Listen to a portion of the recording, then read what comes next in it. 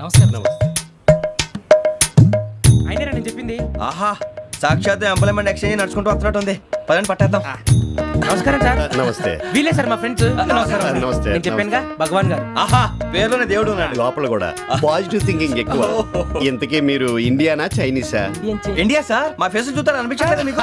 వాళ్ళ comedy feel అలా ఉన్నాడు. అవును సార్. నేను అడిగేది ఇండియన్ రెస్టారెంటా చైనీస్ రెస్టారెంటా అని. నేనేది ఓపెన్ గా డిస్కస్ చేయను కదా. పేరు చూసి స్కూల్లో డిస్కషన్ పెడతాడు అనుకుంటే వీటేంట్రా హోటల్ అంటున్నాడు. బాబు ఎట్ ఫీల్ అవుతున్నాడు. అంతా మీ ఇష్టం ఉంటున్నాడు సార్. ఫస్ట్ చైనీస్ రెస్టారెంట్ కి వెళ్దాం. నెక్స్ట్ అక్కడ డిసైడ్ చేద్దాం. అమ్మో, చాలా ఇబ్బంది పడుతున్నట్టున్నారు. నువ్వు చేత్తో తినే బాబు. నేను జనరల్ గా చైనీస్ ప్రిఫర్ చేస్తాను. ఫ్యాట్ కంటెంట్ తక్కువ ఉంటది కదా. రేపు నుంచి మేము కూడా ఇదే ఫాలో అవుతాం. ఎంతకీ మీకు స్టీల్ ప్లాంటా, షిప్ యార్డా, ఏషియాడా, జింక, బంకా? బంకా, హెచ్పిసిఎల్. ఇవన్నీ దేనికి సార్? దేనికేంటి? ఉద్యోగం చేయడానికి. మీకు ఎందులో కావాలో చెప్పండి. నేను అమలపోతున్నారా? ఏంటయ్యా డిస్కషన్స్?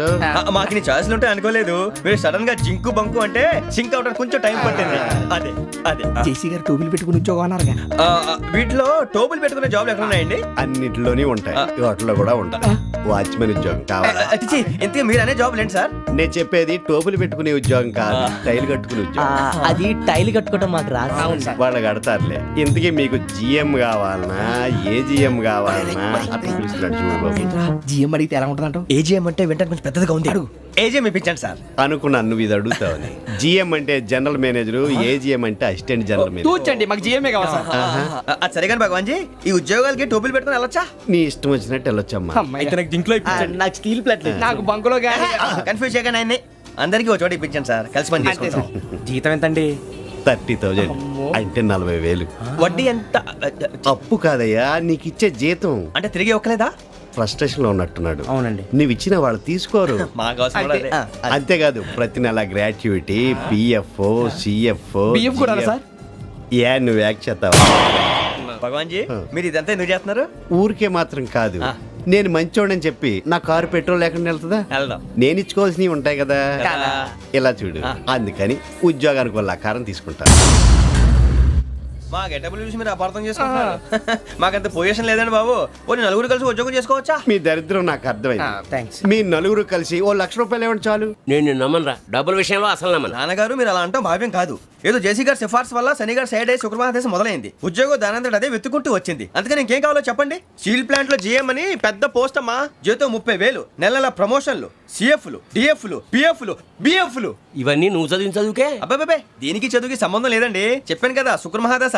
అది దాని పవర్ అనుకోండి, ఎఫెక్ట్ ఈ అనుకోండి. రోజుల్లో కూడా గ్రహాలు ఏటా nonsense? అబ్బా ఏంటండి వాడన్న ప్రతిదాన్ని ఇలా కొట్టి పడేస్తారు. చిన్నప్పటి నుంచి లక్షల పోస్ట్ చదివించారు. అమ్మా నువ్వు లేని పోనీ పెట్టుకో. లక్షలు ఎక్కడైనా ఊరుకోరా, మాట వరుస కనాలి. ఒక 25,000 ఇస్తే వాడి జీవితం సెటిల్ అయిపోతుంది అంటున్నాడుగా. అంతగా ఆలోచిస్తారేంటండి? అమ్మా నాకు ఉద్యోగం రాగానే మీ అందరూ స్టీల్ ప్లాంట్ షిఫ్ట్ చేస్తానే. ఓకే? నువ్వు చెప్పేదంతా కరెక్టేనా? నాన్నగారు మీకు అంత అనుమానం అయితే ఇవ్వకండి.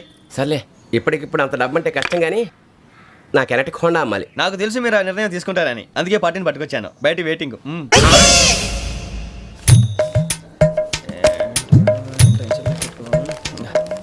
ఇవ్వండి. భగవాన్ జీ, మీతో నాకు కుదరదండి, మీరు తేడా మనుషులా ఉన్నారు. చూడటానికి అలా కనపడతాం కానీ తేడా మనుషులు కాదండి. ఇది ఎంతో లెక్క పెట్టండి. 5,000 తగ్గిందండి. ఆ విషయం నాకు ముందు చెప్పాలి కదా. ఇది తేడాతనం కదా. సర్దుబాటు కాక జరిగిన పొరపాటు. మా దరిద్రం మీకు తెలియంది కాదు. మీ ప్రాబ్లమ్స్ నాకు అనవసరం అండి. ఇప్పటికే మీ మూలంగా 3,00,000 బొక్క తెలుసా? మీరు ఫేస్ అంత చిరాగ్గా పెట్టకండి. రే ఆ గొలుసేవరా, తొందరగా ఎవరా, ఆయన కోపం వస్తుంది. ఇదిగో తీసుకోండి. తీసుకోండి ప్లీజ్. భగవాన్ గారు తీసుకోండి సార్ ప్లీజ్. భగవాన్ గారు మీ కోపం తగ్గిందా? కోపం కాదు వెంకటేశ్వర గారు, ఎందుకో మోసాన్ని భరించలేను. అది నా బలహీనత. ఇవన్నీ వదిలేయండి, ఇంకోసారి పొరపాటు జరగదు. మేము ఎప్పుడు జాయిన్ అవ్వాలో చెప్పండి, కొత్త బట్టలు కొనుక్కోవాలి. మీరు ఆ పనిలో ఉండండి. పొద్దున్నే గుడికి వెళ్ళి 9:30 కల్లా, మొన్న వచ్చారే ఆ ఆఫీస్కి వచ్చేయండి. మీ అపాయింట్మెంట్ ఆర్డర్స్ రెడీగా ఉంటాయి. 8:30కి వచ్చేస్తాం. మీరు వచ్చిన వాళ్ళ తలుపులు తీరు. మీ కంగారు నేను అర్థం చేసుకోగలను. ఇంతకాలం పని లేక స్తంభించిపోయిన మీ జీవితాలు ఇక నుంచి వేగం పుంజుకుంటాయి. ఆయన ఉన్నారా? ఎవరు? భగవాన్ గారు. మీరెవరు? ఆయన క్లోజ్ ఫ్రెండ్స్. సరే లోపల రండి. పదా సార్ వీళ్ళు భగవాన్ క్లోజ్ ఫ్రెండ్స్ అంటారు. సరే నువ్వు వెళ్ళి నేను మాట్లాడతా. సార్ మీరంతా భగవాన్ స్నేహితులా? అవును, అలాంటి స్నేహితులు ఉన్నందుకు గర్వపడుతున్నాం. సరే ఏంటి సంగతి? ఏముంది, మా అపాయింట్మెంట్ ఆర్డర్ చేస్తే పట్టుకులు చేరిపోతాం. ఈ రోజు గురు పౌర్ణమి, మంచి రోజు. అపాయింట్మెంట్ ఆర్డర్ ఏంటి? మీకు అందాల్సిన నీకు అందనట్లేదు. ఏంటది? ఏంటంటావేంటి? ఒక్కోడు 25,000 ఇచ్చాం. భగవాన్ గారి హెల్పింగ్ నేచర్ కాబట్టి తక్కువ రేటుకి ఒప్పుకున్నాడు. ఇంతకీ ఇది ఏ ఆఫీసో మీకు తెలుసా? తెలుసుకోవాల్సిన అవసరం మాకు లేదు. కానీ చెప్పాల్సిన అవసరం మాకుంది. యాంటీ కరప్షన్ బ్యూరో అంటే అవినీతి నిరోధక శాఖ. లంచం తీసుకోవటమే కాదు, ఇవ్వటం కూడా నేరం. మీ భగవాన్ గారు ఒక 420. మా బాబుకి ఇన్ని తిట్లు వచ్చిన విషయం నిన్నే తెలిసింది నాకు. ఇంతవరకు మా బాబు నా ఒట్టుమే చేయలేదని మీ అందరితో గర్వంగా చెప్పుకునేవాడిని. First time man handing record దొబ్బింది. తక్కువ నా గోల్ చెరుకు లాగేస్తున్నాడు. అరే కోపడకండి రా, వాడు ఇక్కడే దొరుకుతాడని మా ఫ్రెండ్ చెప్పాడు. తొక్క దొరుకుతాడు. నీకు జింక్ లో కావాలనా, బంక్ లో కావాలనా, స్టీల్ ప్లాంట్ లో కావాలనా, షిప్ యార్డ్ లో కావాలనా? అంటే ఎక్కడ పడితే అక్కడ ఇప్పిస్తారా సార్? ఎక్కడ పడితే అక్కడ ఎలా కావాలంటే అలా చేసుకుందాం, ఇబ్బంది ఏమీ లేదు. ఆఫరేష్ లో కావాలనా? అవి గేమ్స్ కదా సార్. ఆ స్పోర్ట్స్ కోటా లేవయ్యా. ఏమైంది సార్? ఉద్యోగాలు ఇప్పించమని ఎంట పడుతున్నారు. నువ్వు టచ్ లో ఉండు, ఫోన్ చేయ.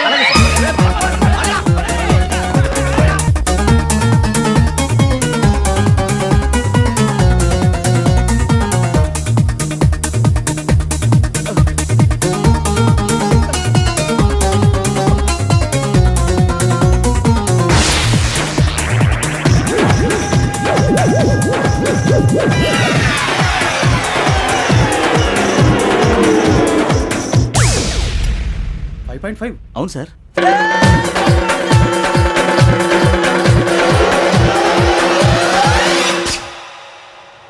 గ్రేట్.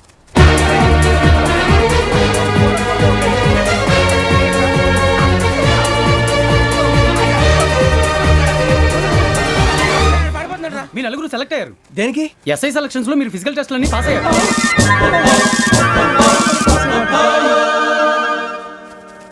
కానీ మేము అప్లై చేయలేదు సార్. అప్లై చేయలేదా? చేయి వదలకండి సార్, కాలు పట్టుకోవాల్సి వస్తుంది. రాగరాకు వచ్చిన అవకాశం. సరే, మీరంతా డిగ్రీలు పాస్ అయ్యారా? ఎప్పుడో.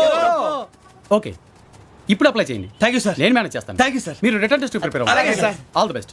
రేయ్, ఈ పరీక్షల్లో సమాధానాలని ఏబిసిడీలోనే ఉంటాయి. ప్రతి ప్రశ్నకి 4 ఏదో ఒకటి కరెక్ట్ ఆన్సర్. ఏది కరెక్టో మనకు తెలియదు కదరా. నీకు ఏబిసిడీలు తెలుసు కదా? తెలుసు. అయితే కళ్ళు మూసుకుని 4 ఏదో ఒకటి రాసుకుంటూ పోతాం. మన అదృష్టం బాగుండి అవి కరెక్ట్ అయితే పాస్ అయిపోతాం. ఎస్ఎల్ కూడా అయిపోతాం.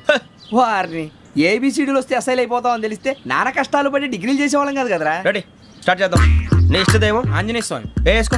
నీ ఇష్ట పొలిటీషియన్ వాజ్పేయి. ఏబిసిడీలో రావాలి. నేషనల్ లెవెల్లో కాదు, స్టేట్ లెవెల్లో 7. స్టేట్ అయితే చంద్రబాబు నాయుడు. సిఎస్కో. నీకు ఇష్టం క్రికెటర్ ఎవర్రా? Mister dependable. ఆడేవడరా? ఓ నీ క్రికెట్ లో విజ్ఞాన ప్రదర్శనలో ద్రావిడు. డిఎస్కో. వేసావా? నీకు ఇష్టమైన నటుడు? బాలకృష్ణ. సమర్ సుమారెడ్డిలో డీటెయిల్స్ వద్దు, బిఎస్కో. అయిపోయిందిరా. అందరూ దీన్నే ఫాలో అవ్వాలి. రాత్రికి ఏబిసిడీలు బాగా బట్టి పట్టండి. అందరూ ఏవే ఆన్సర్లు రాయాలి. మునిగితే అందరూ కలిసి మునుగుదాం. అయినా గురువారం పాటు గురుమేట్ల మీద కూర్చొని రాసింది ఖచ్చితంగా జరుగుతుందని జేసీ గారు చెప్పారు. మన ప్రయత్నం మనం చేద్దాం, మిగిలిన నేను ఎక్కడికి వదిలేద్దాం. ఆయన కూడా ఏదో పని ఉండాలి కదా.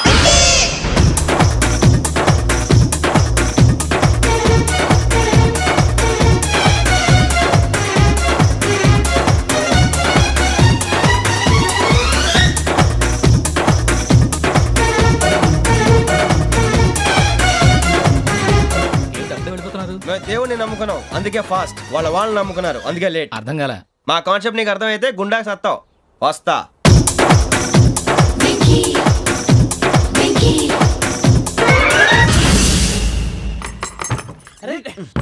మనం అనుకున్నదంతా అయిపోయింది. జరిగిపోయిందిరా.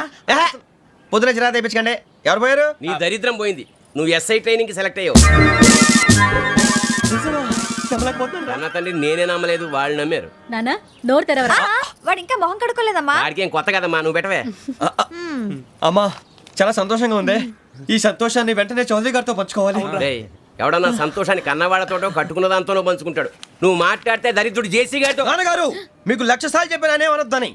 నేను ఈ రోజు పొజిషన్కి వచ్చానంటే ఆయనే కారణం. జగదాంబ చౌదరి గారు అంటే దైవాంశ సంభూతుడు. అయితే వెళ్ళి అదే వెళ్ళి ఆయన కాళ్ళ మీద